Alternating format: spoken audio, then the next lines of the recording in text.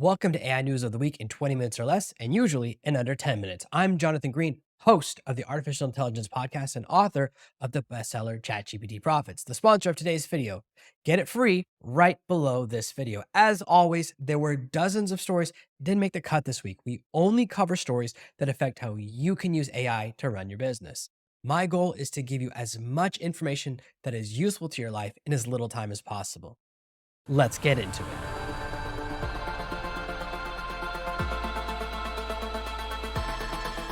Our first story this week comes from ChatGPT. OpenAI has released a new feature that's an absolute game changer. The biggest limitation with GPTs has always been that you can talk to one at a time. If I was to use this GPT from VoxScript to transcribe one of my YouTube videos, I have to then copy that answer into another conversation if I want to turn it into a blog post. That's no longer the case. I can now activate another GPT inside of this conversation by simply typing at. This will bring up a list of every GPT I've ever had a conversation with. You can see there are many of the GPTs that are part of my cyber staffing agency program that I've built myself, which now means I can activate one of my friends who's an amazing copywriter, the logo designer, some of the AI researchers I use specifically for preparing my podcasts and doing practical research. And some of them haven't even released yet. They're activated and in development.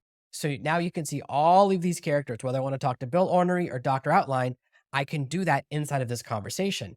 This ability means that you've now turbocharged and exponentially created something really powerful with ChatGPT. Let me give you a simple example. You can now do keyword research and start writing a blog post and then format that blog post all in one conversation. This is going to massively increase how much time you save going through a process. No longer do we have to jump between conversations to accomplish a single task.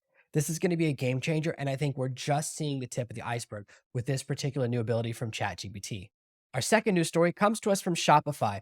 With their new Magic Commerce, they've added a new feature. Shopify has been adding AI features for about a year now, and you can see they have some really cool features, but they've developed an AI sidekick. They have image backgrounds that can help you make your products look cooler. And you can see they'll remove the background and add different backgrounds so your products will look a little more professional. This new feature means that you no longer have to use some of those secondary products that are just designed to do this one particularly powerful skill.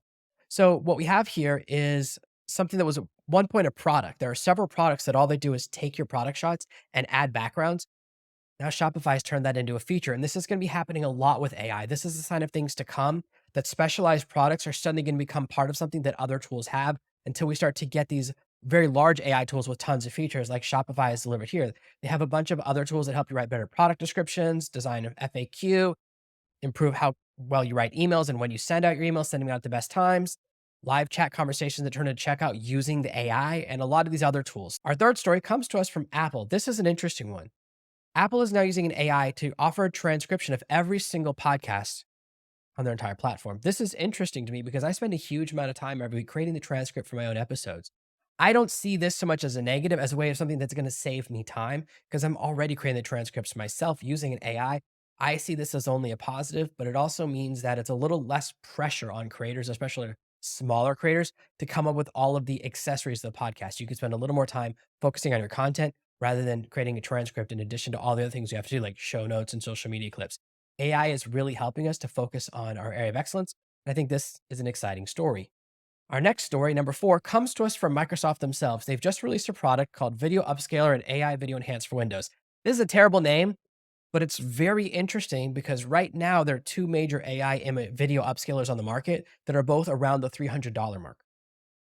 They're entering the market at a very interesting place. Now, we don't know exactly how they're going to price things out, as Microsoft has a tendency to release a product and then raise the price. This product right now is Windows only. I only have a Macintosh, which means I cannot test this product to give you guys a review yet. I'm going to buy a PC just so I can start testing some of the tools that are PC only.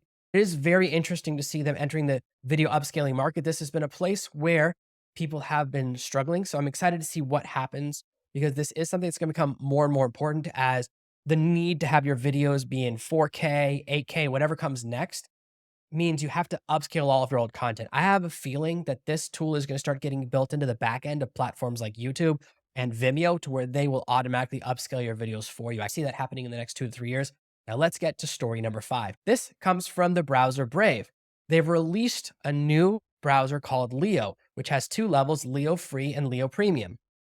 Built inside is a new AI model called Mistral X7B. That means it has 7 billion pieces of data inside. It's a smaller model. The larger models are 67 billion, and there's even one in 120 billions. This isn't a super large model, but it's interesting because it's open source. Rather than relying on ChatGPT's API or the Claude API, this is going to show some really cool things happening in the open source space, which I'm excited by. It is interesting to see that they have developed this. I don't know if we're going to get to the point where people really like using AI inside of the browser. For me, it's a separate tool, but I'm interested in what you guys think. Do you use the Bing browser AI feature, or do you like to do it all inside of a separate dashboard, whether it's ChatGPT, Claude, or an open source model?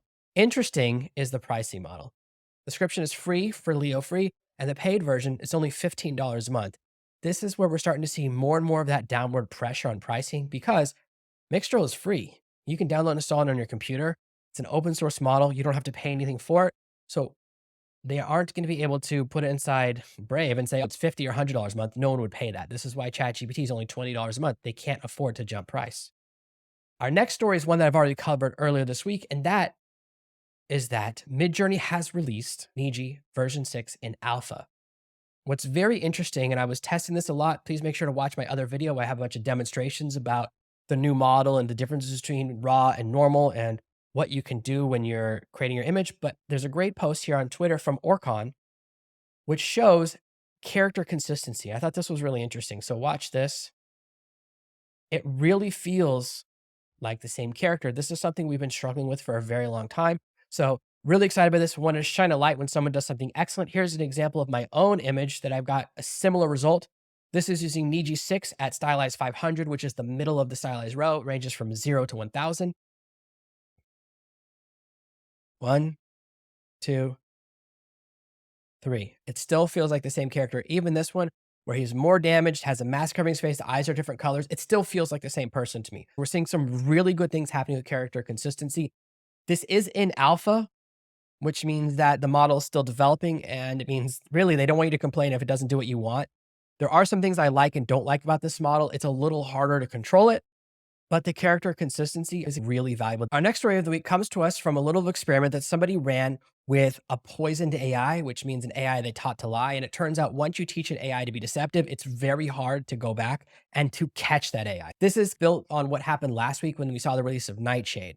So we're now seeing an escalation in the how naughty, or maybe the word is evil, we can make AIs. This is a dangerous direction. It's interesting to see so many people got excited by this. They wrote an entire paper about it, which you can check out at archive.org. And you can see sleeper agents training deceptive LLMs that persist through safety training. The idea is that they wanted to develop an AI that they could no longer tell was being deceptive. I'm not excited by this, but it happened. Our final story for the week comes from Mistral. They confirms a leak of a new open source AI model that's nearly as good as GPT-4. Now, this is interesting because I wonder if this was really a leak. So it's like they leaked that they have a model that's almost as good as the tier 1 ChatGPT-4 model. This leak is probably why you've seen a bunch of news this week about the upcoming release of ChatGPT-5, which, as I covered in an earlier video this week, is at least 3 months away and probably 6 months away because they have to train the model. Training ChatGPT-4 took 3 months. At a minimum, ChatGPT-5 will take 3 months, possibly longer, and I have a feeling they're going to release ChatGPT 4.2 or 4.5 first. We'll see if I'm right, but I have a feeling the pressure from this open source platform, Mistral, which is considered to be the gold standard of open source right now, very possibly the reason for that. It's interesting to see someone leaked that our AI model is absolutely excellent, but I wanted to keep you guys aware. That's your AI news of the week from us here at Serve No Master. As always, we give you only the information you need and none of the fluff. We'll be back next week with another episode of all the AI news you need in 20 minutes or less. Please subscribe, follow, hit the bell, whatever you have to do to get notified so you can save time every week. This is Jonathan Green, signing off. Thank you so much for watching. If you liked that video, I think you're going to like this one or maybe even this one. Check them out.